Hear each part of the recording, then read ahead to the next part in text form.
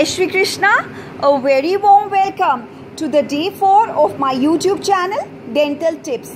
Today we are going to discuss about some landmarks in the teeth which every dental student should be familiar with.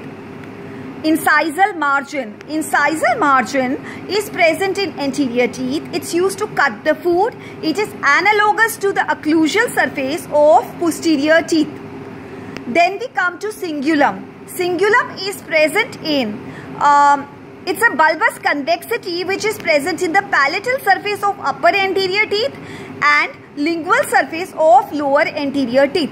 Ridge. Ridge is a linear elevation on the surface of a teeth.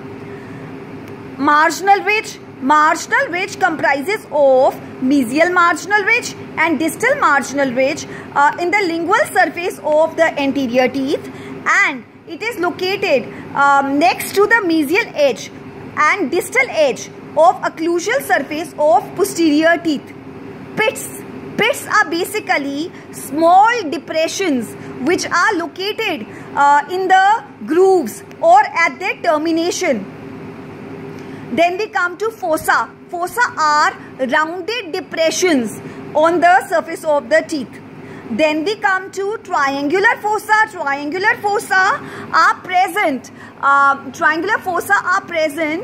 Next to mesial and distal marginal ridge in the occlusal surface of the posterior teeth. Then we come to cervical margin. Cervical margin is present between anatomical crown and anatomical root. And with this, I end my day 4 topic. Thank you many folks for watching my YouTube channel. Jai Shri Krishna.